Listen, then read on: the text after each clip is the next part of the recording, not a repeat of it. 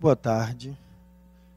5 horas, né? Daqui a pouco começa aquele horário crepuscular para passarmos para o boa noite.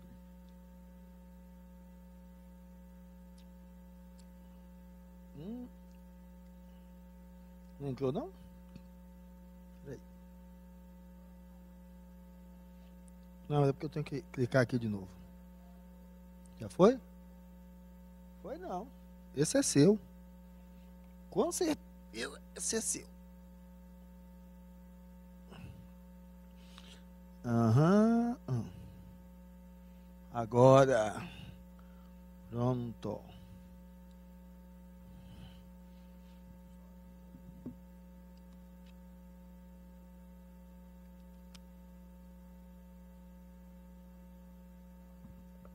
De volta. Olha só, o tema hoje é esse. Sua fé lhe curou. Quando nós olhamos o Evangelho, as pessoas pediam para que o Cristo as curassem, em virtude de suas mazelas. E ele fazia uma pergunta clássica, muito tranquila, que parece óbvia. Ele perguntava: você quer ser curado? E ali, daí prosseguia-se o que ele fazia e a cura. Quando nós analisamos isso, por que ele fazia esse precedente? Você quer ser curado?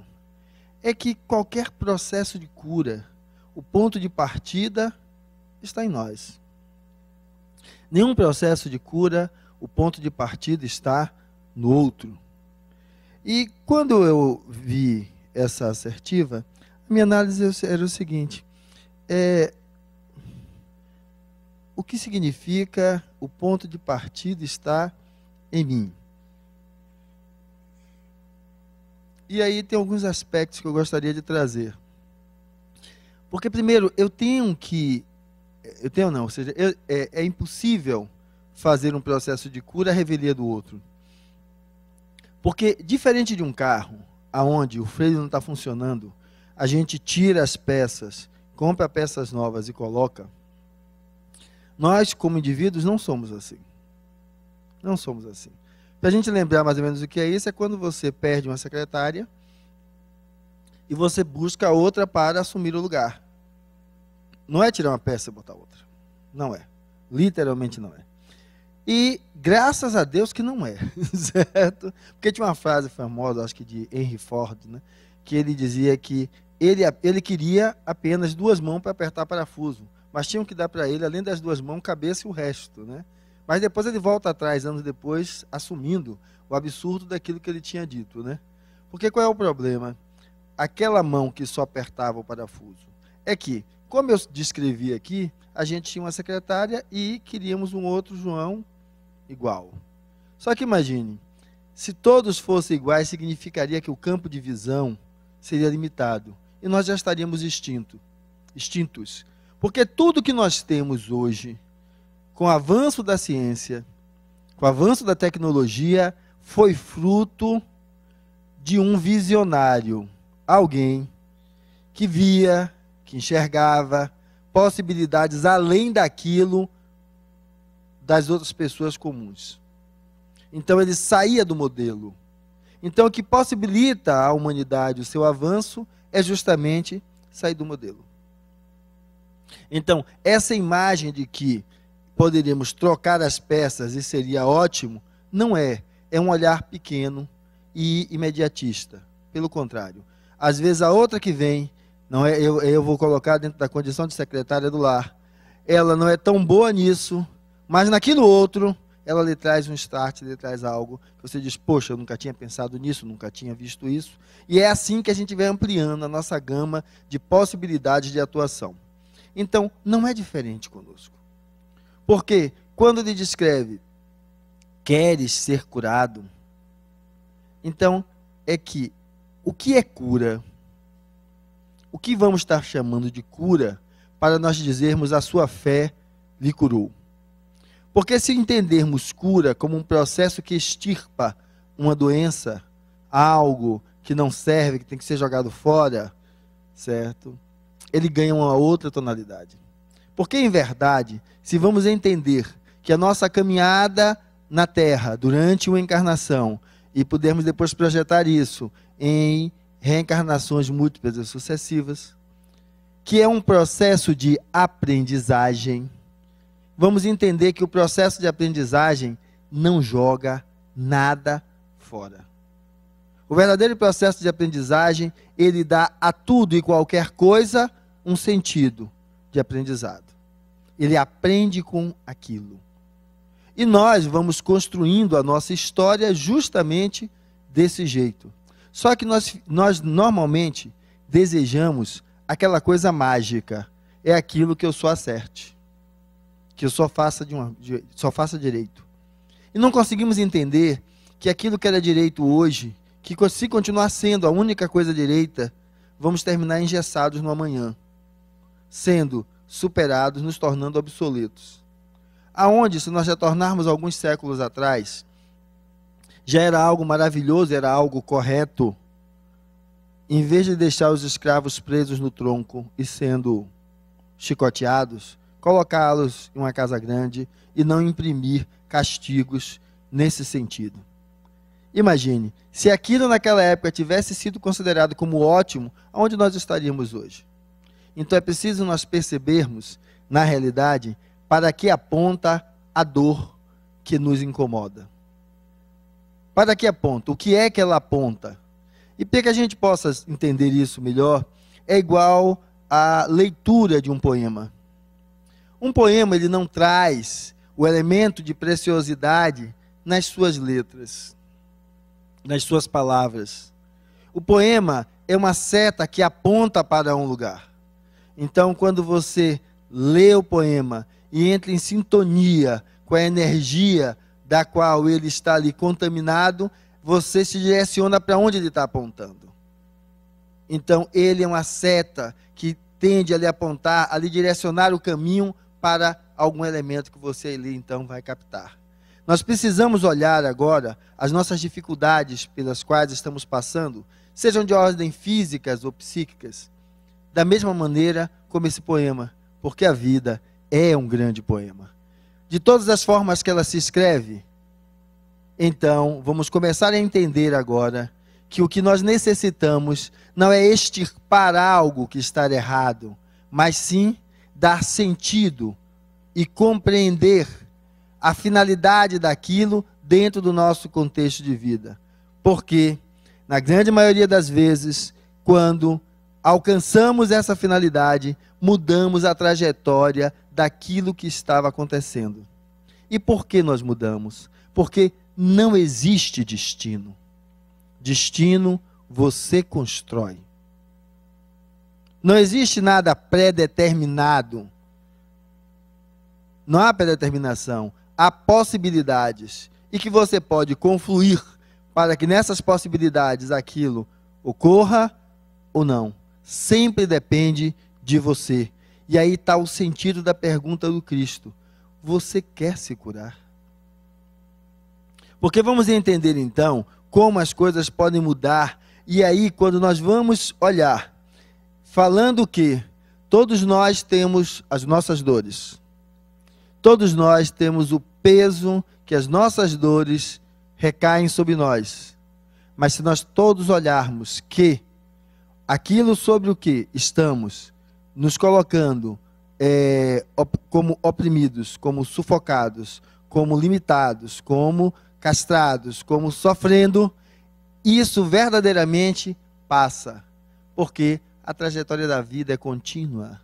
Nós já tivemos múltiplas encarnações no túnel da existência, cada uma delas tendo as suas mazelas e dificuldades, aonde a finalidade basicamente era o aprendizado daquilo que somos, esse espírito imortal, caminhando através do único processo possível de despertar e de evoluir, que é o erro e o acerto, o tropeço e o levantar a partir dele e não repetir mais. E que a isso se agrega um outro elemento, porque quando foi dito isso, inicialmente, que era essa trajetória esperada, começou a se entender então que para evoluir, o necessário era sofrer. E vamos ter exemplo disso, aquele alguns seguidores da Agnus Dei, né, que alguns descrevem, eles se automutilam, como seja, o sofrimento imprimido a você faz com que através dele você se transforme. Não, sofrimento, dor, não transforma ninguém. A transformação é simplesmente o momento em que você diz, basta, eu não quero mais. E o basta não tem que perpassar exatamente pelo sofrer.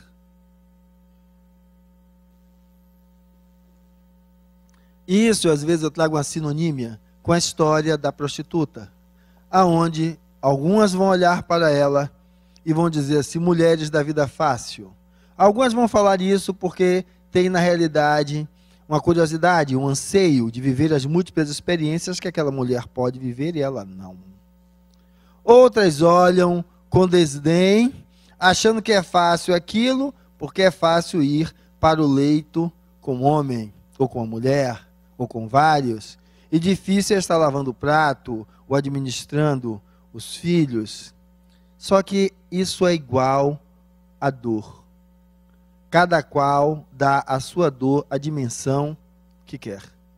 Porque quando você vai conversar com aquela criatura, ela vai, às vezes, se tiver assim, muito empolgada, vai dizer, eu prefiro estar aqui com quem eu estou, porque escolhi e quis estar, do que estar a ter que cumprir esse papel com alguém que me impõe, porque apenas é o meu parceiro ou a minha parceira, como se fosse dono de mim, aonde por vezes eu tenho que fingir. Pode utilizar um argumento desse para florear a sua realidade. E ela pode exatamente dizer, filha, você acha que há alguma coisa na vida que só tem um lado doce e que não tem o azedo? Ou seja, algumas coisas são boas e outras são horríveis. Da mesma forma que está em casa, cuidar e fazer tudo, algumas coisas são boas e outras são horríveis. Porque eu estava comparando agora a dona de casa e a outra criatura, que era prostituta. E a prostituta era discriminada, porque vivia na rua vendendo-se. E não conseguimos fazer uma coisa que o Cristo disse, né? Enxergar que ali é o ser humano, com uma problemática, com suas questões, com suas dificuldades, e que de vida fácil não tem nada. E que a outra se colocava como a melhor. Mas agora, fazendo um paralelo, há anos atrás, era rádio clube. Eu era ainda adolescente, a gente tinha o hábito de assistir o rádio e tinha sorteios, né? Aqueles showzinhos pelo rádio tinha sorteio. Era Dia das Mães. E aí, Dia das Mães não, era o Dia Internacional da Mulher. E as mulheres estavam ligando para a rádio e falando, né? Então tinham médicas, advogadas, publicitárias, administradoras, falando com eloquência, né? Da libertação da mulher que não estava mais sob o jugo do homem, que não dependia mais do homem para manter-se no lar. Veja só, primeiro eu estava falando daquela que era dona de casa e a discriminada era a criatura que rodava a bolsinha. Agora, eu estou falando de um grupo de mulheres e a discriminada era aquelas que ficavam em casa. Então, como se fosse que uma mulher que está em casa, sob os auspícios da dependência financeira do marido, para cuidar dos filhos e da casa, não pudesse alcançar níveis de excelência em satisfação e alcance da sua completude enquanto ser. E aí, no meio dessa história que liga uma senhora, certo? E ela disse que estava muito feliz, comemorava aquele Dia Internacional da Mulher. A mulher verdadeiramente é um ser espetacular, sensacional. E aí, a menina, quando ela começa a fazer elogios, né? A mulher tem que batalhar e lutar pelas suas coisas. Lógico, a primeira coisa que foi ensinado é que, para ter valor, é preciso ter um rótulo. E o rótulo da época era não ser doméstica. Porque ser doméstica trazia um paralelismo com a pobre da secretária do lar. E aí ela diz, eu sou doméstica. Eu trabalho em casa, cuidando dos meus filhos, cuido do meu marido e agilizo as coisas em casa. Só que ela estava falando, e a outra disse, e ela responde, né? Eu me sinto plena naquilo que faço. Quando me vejo dando aos meus pequeninos todo o amor que eu gostaria de ter também recebido. De dar a ele toda a atenção que eu acho necessária para guiar e orientar alguém que está nos primeiros passos da vida. Há aquele que é meu marido e traz as coisas e coloca em casa, que eu trato com respeito e compartilho ideias, pensamentos, planos, e nós fazemos isso em conjunto. Eu sou aquela que caminha junto com ele. Então ela foi falando de valores aonde a realização do ser não depende do rótulo, aonde a médica, a advogado, a juíza é maior do que qualquer outra. Pelo contrário, você é maior quando você está pleno naquilo que você faz. E você está pleno naquilo que você faz quando você se cura de uma das máculas mais dolorosas da nossa sociedade, que é esse rótulo do que vale, aonde você vale pelo que os outros lhe dizem que vale, e não quando você vale pelo aquilo que você sabe que você faz, que você se compromete, que você se coloca, que você é. Aí então, começamos a perceber uma das doenças que precisa de cura, porque nós ficamos sempre colocando alguém em um pedestal e queremos alcançar o lugar daquele alguém. Em vez de conseguir olhar o que nós, como seres singulares, queremos ser verdadeiramente, queremos ter verdadeiramente, e nos alegrarmos a cada passo que damos, e não apenas ficar entristecido pelo pódio que ainda não alcançamos. Porque veja, quando ele pergunta, você quer se curar? Que a pessoa diz sim, eu estava colocando agora o elemento de finalidade, e buscando trazer a ideia da doença, não como algo que tem que ser extirpado, mas como elemento que nos sinaliza, nos aponta alguma coisa, então é algo que nos chama a necessidade de olhar e compreender o que a vida quer nos dizer através daquilo.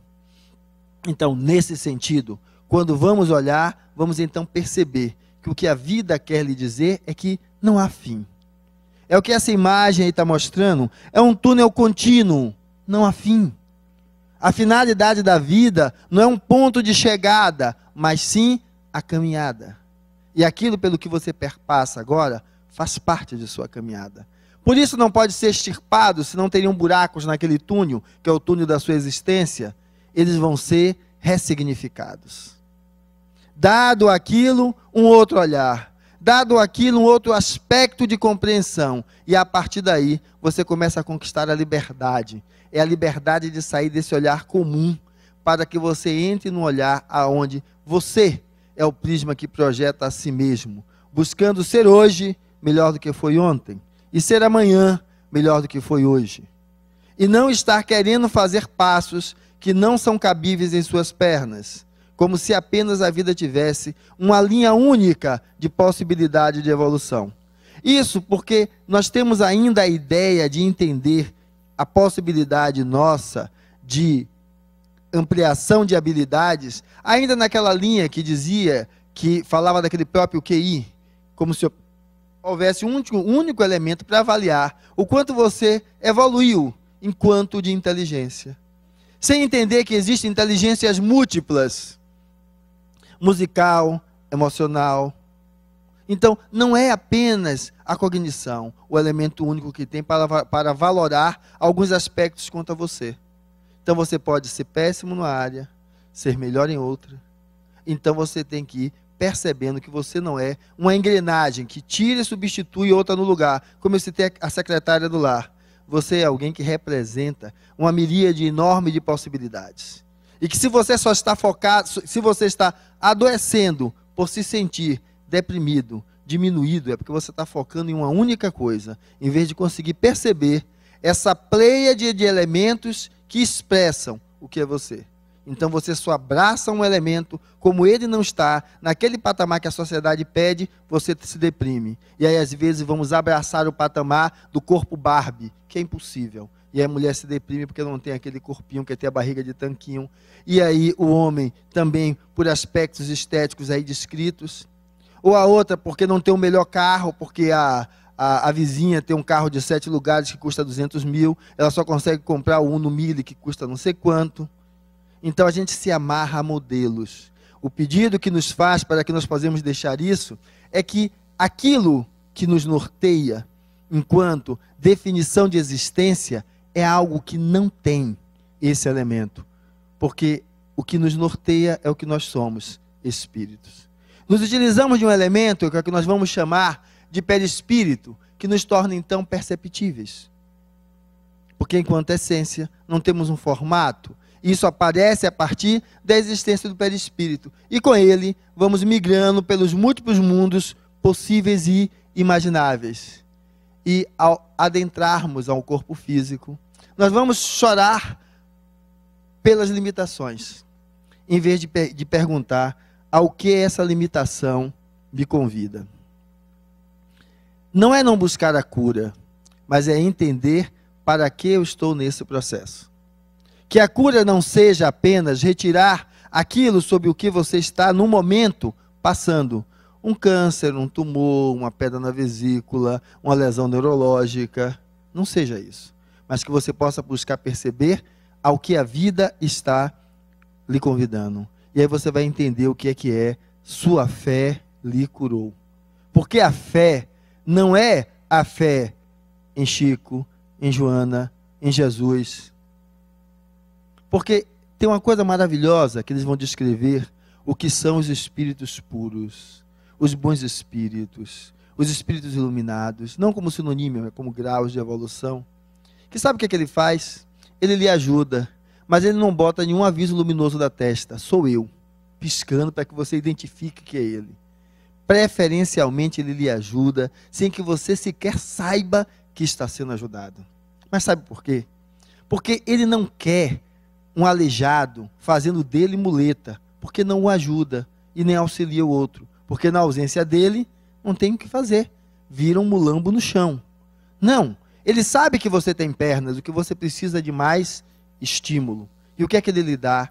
Estímulo. Para que você acredite em suas pernas, levante e faça a diferença. Faça a diferença, porque quando eu estava falando, no sentido de que o sofrimento faz parte dessa escala de aprendizado no erro e no acerto, algumas pessoas copiaram a ideia que eu citei do Agnus Dei, de que fazer sofrer era uma forma de evoluir. E eu disse que o sofrimento e a dor não faz ninguém evoluir, porque na realidade a pessoa continua às vezes nisso e por aí vai. A evolução é quando você desperta e diz, epa, peraí, chega. Então é quando você toma noção do seu potencial de transformação. Então, o que nós vamos começar a entender é que não é preciso sofrer para evoluir. Não é preciso sofrer para despertar. Não é preciso sofrer para sair da onde a gente está. O único mecanismo não é esse. Nós podemos fazer o contrário. Assumir aquilo que se passou, aprender com aquilo e dizer, não faço mais. E ir adiante. Só que alguns esquecem, porque quando dizem não faço mais, ele diz, pronto, agora eu superei. Dá para entender que Fernando tem um nariz, mas não é porque Fernando evoluiu de bilhões de anos atrás até agora. Tem duas orelhas também, porque evoluiu. Tem os dedos cotó, não, isso aí é trauma desta vida. Que deve ser alguma coisa relacionada, a gente diz que estamos no mundo de provas e expiações, né? Então, de expiações de vidas anteriores. Mas, veja só, o que Fernando tem, que é comum a todo mundo, é uma evolução nossa como ser. Então, significa que quando eu digo que, por exemplo, eu aprendi que devo valorizar a vida e não mais fazer um aborto, porque quem faz um aborto é porque não sabe valorizar a vida. E eu sei que não valorizar a vida causa dor, porque eu não valorizo a vida do outro, não valorizo a vida em mim. Ponho em risco a vida de nós dois, tomando um abortífero, e às vezes morrendo os dois juntos naquela pedra fria de mármore do Nina Rodrigues aqui na nossa terra. É um ato de ignorância para com o outro, para comigo. Quando eu assim entendo, e assim então digo que aprendi, eu vou apontar alguém porque está abortando? Eu vou apontar alguém porque está fazendo aquilo? Não. Porque quando eu compreendo, antes de colocar naquela pessoa o jugo do carrasco, eu vejo ali o espírito ignorante que não reconhece sua ignorância e que sofre. Então, eu olho para ele com compaixão. Então, só integramos aquilo que nós somos capazes de identificar no outro com o olhar da compaixão. E é esse elemento que faz com que eu não tenha a necessidade de passar pelo sofrimento para ter compaixão.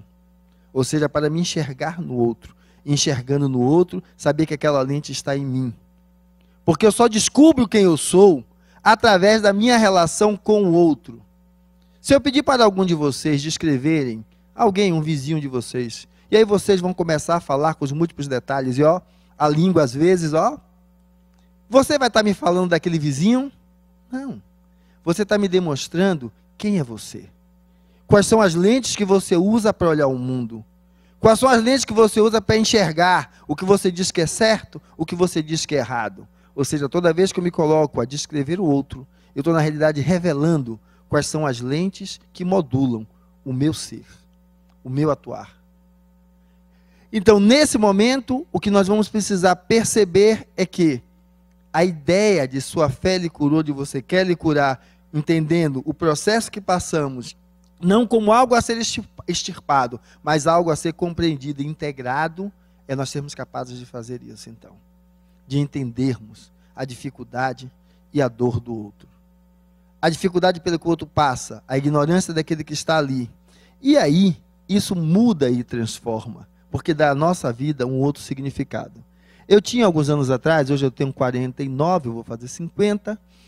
Quando eu me formei, foi o quê, hein? 92, aí eu tinha 92, 30, 27 anos, quando eu me formei em medicina. E aí fui fazer a residência médica em nefrologia. E na residência em nefrologia eu encontrei uma menina que ela tinha uma doença chamada lúpus, uma doença autoimune e que destrói ataca vários órgãos ao mesmo tempo.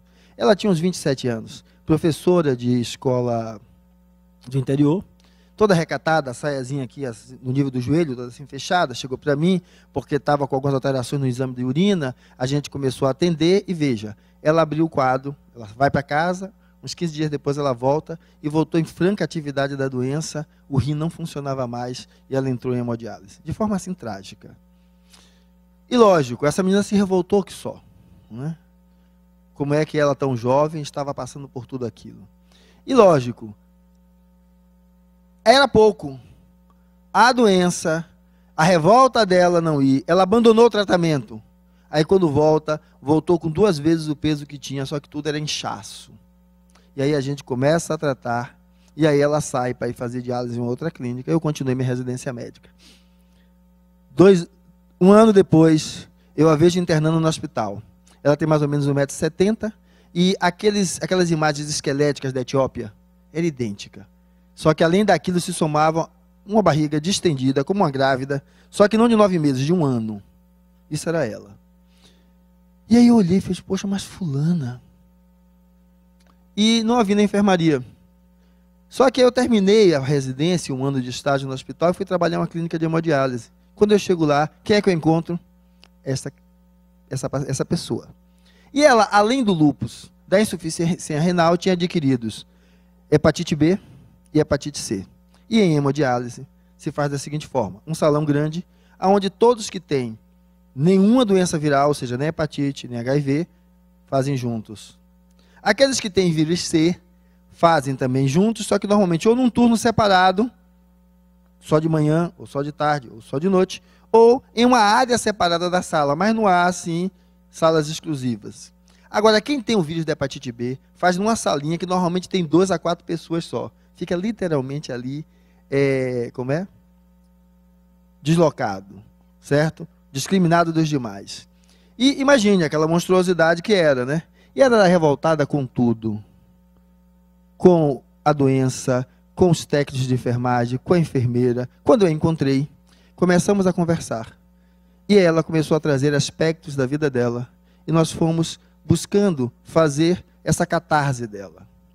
E, acreditem, essa menina que tinha uma ascite, que é o nome que se dá a essa doença, que distende o abdômen cheio de água, que não se sabia, não conseguia se chegar a um diagnóstico, nenhum tratamento, ela começa a regredir aquela ascite. Aquela ascite some, ela passa a ter uma barriga normal. E lógico, ganhou corpo físico. E aí ela chega um dia sorridente na clínica, porque descendo a ladeira, que era caminho para a clínica, alguém parou o carro para oferecer a ela carona, e na realidade estavam paquerando ela. Ela readquiriu, certo, o elemento estético e o sentimento de ser mulher. a isso foi se agregando mais valores. É que ela começou a mudar a forma dela de ver a vida. Ela que tinha vírus B positivo, negativou. Passou a ser negativa, não tinha mais a doença. Tinha vírus C positivo, negativou. Foi para a sala comum com todos os outros.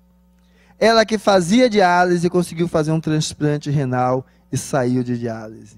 Ela que era professora de primário, fez o curso de psicopedagogia e hoje é uma psicopedagoga, tem agora eu acho que 12 anos de transplantada e vivendo uma vida completamente normal.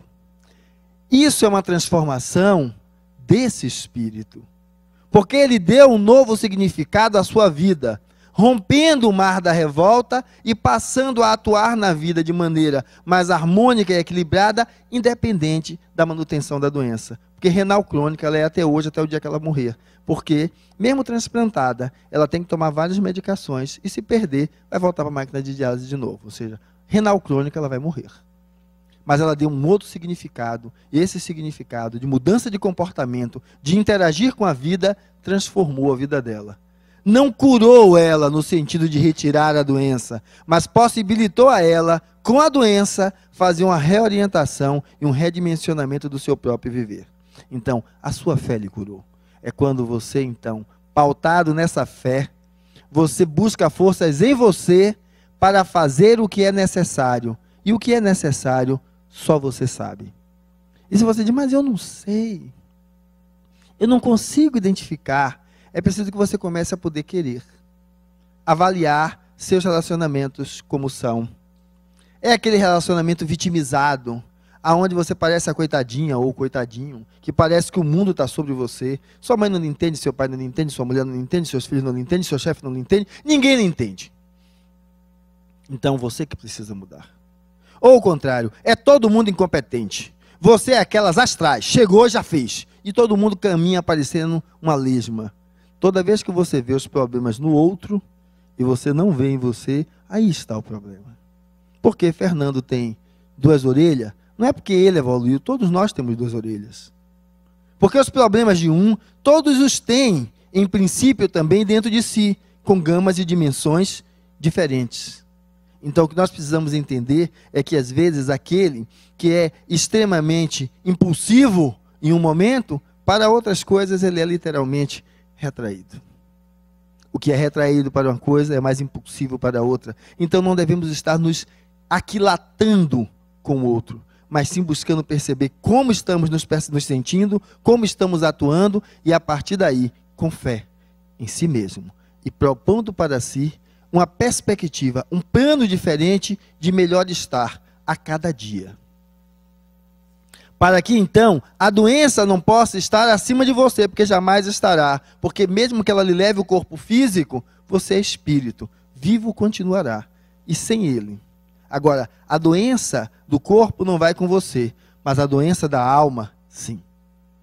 Porque às vezes a doença está em você se apequenar. E justamente quando você se apequena, a vida vai, leva o corpo físico, você fica, e aí a parceiro ou parceiro vai tocar a vida e você vai perseguir o coitado. Porque que ele queria que ele tivesse aí ainda velando por você até que a morte o leve. Ainda envolvido naquela história de que a morte nos separe, né? A gente nunca se une, quanto mais a morte para poder separar alguma coisa. Mas é isso que acontece. Então é não nos deixarmos nos apequenar frente à doença.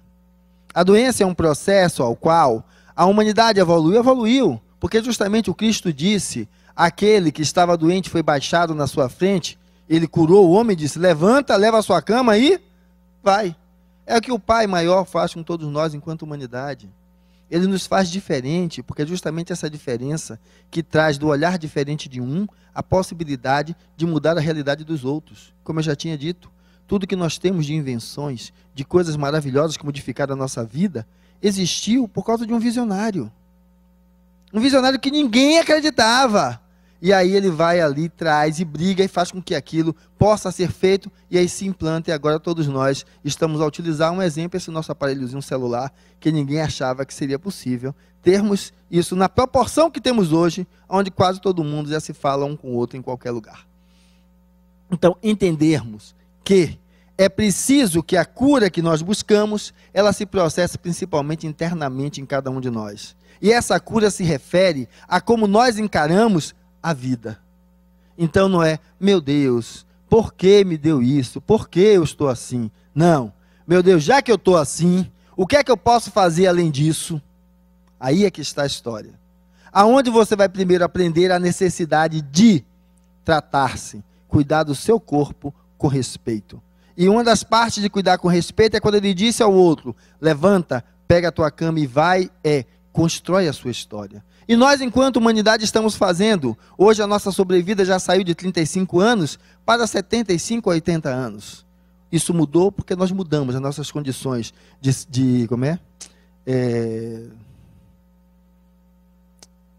tratamento de doenças, de tratamento de águas e esgotos. Então nós fomos modificando o nosso nível de saneamento básico. Nós fomos melhorando a nossa possibilidade de alimentação. Nós fomos melhorando a nossa possibilidade de tratar de coisas que não tratávamos antes. Por exemplo, diabético morria, certo? Hoje você usa insulina, tem diabéticos graves e bem controlados, desde quando sigo as orientações básicas. Então, nós aprendemos a respeitar que o que nós recebemos de presente, que é esse corpo físico, é finito. E se ele é finito, tem que ser tratado com cuidado. E para ser tratado com cuidado, exige de cada um de nós responsabilidade. E entendermos que como ele é finito e ele é limitado, vai ter algumas coisas que não vão poder acontecer. Não adianta eu orar para quem quer que seja, que o cotoco dos dedos não vão nascer. Eu vou morrer sem eles. Então eu não posso ficar agora chorando porque não tem um cotoco dos dedos. Agora, o que é que eu posso fazer mesmo sem eles? E aí a gente ir adiante. Mas você está falando de dedo. Não, tem um rapaz que ele tem uma malformação, que ele parece um bloco de carne, certo? Imagine ele como isso, só que de cabeça para baixo e a cabeça aqui na ponta. E ele, lógico, como psiquismo excelente como de cada um de nós. Põem ele, carrega e bota em cima da mesa. E ele atualmente faz palestra, falando sobre valores da vida. Então veja, é quando você é capaz de superar, você é mais do que aquilo que você imagina que lhe limita. Assuma esse elemento para que você possa perceber então o convite que a vida nos faz a que a gente desperte que somos mais do que o corpo físico que recebemos e que a gente possa entender que a forma de curar o corpo e a alma é encarando o que somos, espíritos. E aí possamos fazer uma proposta para esse ser imortal, aonde nós, como Fernando que aqui está, que é uma das expressões de mim, espírito imortal, ele busque cada vez mais aprender, auxiliar e crescer. Porque é justamente nesse movimento que a vida se faz como elemento de cura. Aonde então eu vou começar a perceber se eu começo a dar menos valor àquilo que está correndo lá fora. Eu vou aprender a não me estressar. Eu vou aprender a não perder a cabeça porque alguém me deu uma fechada. Eu vou aprender a não perder uma cabeça porque descobri que os meus 4 filhos é um do porteiro, um do lavador de carro, o outro era do padeiro, porque minha mulher dava 1000 pulos, certo? E aí eu descobri que agora só tinha Gaia. E aí então eu vou destruir minha vida porque nada daquilo foi meu. Não, tudo aquilo foi meu, porque eu vivi como meu. O que é meu é aquilo que eu vivo. E naquele momento que eu vou poder dizer para ela ô nega, não dá mais. Dava vontade de lhe matar até. Mas se eu lhe matar não vai resolver nada, eu vou para a cadeia, não vai resolver, vai viver a sua vida. Mas não, aquilo que eu vivi, aqui, agora, eu agora tenho que construir com outra pessoa que me mereça. Você não me merece. Então veja como é diferente. Em vez de dizer o contrário, eu fui traído, eu fui como se eu fosse a vítima de tudo e o outro me destrói. Não. Tudo aconteceu agora. Eu não queria estar na sua pele cada vez que você olhava para mim e imaginava que eu estava sendo enganado, porque você sabia e eu não. Ou quanto você talvez possa vir a chorar por olhar algo que você perdeu, porque você não me merece. E aí a gente faz uma nova jornada, dando continuidade a partir do que a gente aprendeu. Porque naqueles 20 anos eu aprendi a cuidar de alguém, a amar uma criança, a educar, a me envolver. Eu vou jogar tudo isso fora? Não. Então, esse é o convite da vida. Aonde a gente, então, percebendo que é essa escalada que ele nos chama, então a cura agora é simplesmente fazer com que a gente tenha a possibilidade de compreender para onde a nossa doença está apontando. Seja menos estressado, não fume, se alimente melhor, faça exercício físico, corra menos atrás dos modelos que a sociedade plantou e comece a respeitar o modelo que é você e dar a seu modelo interno um valor maior do que tudo isso. Então, a sua fé lhe curou, a meu ver, é um convite para que nós a cada vez mais possamos perceber o que verdadeiramente somos, espíritos, e possamos atuar como tal, entendendo que a encarnação é um convite a se superar cada dia um pouquinho mais.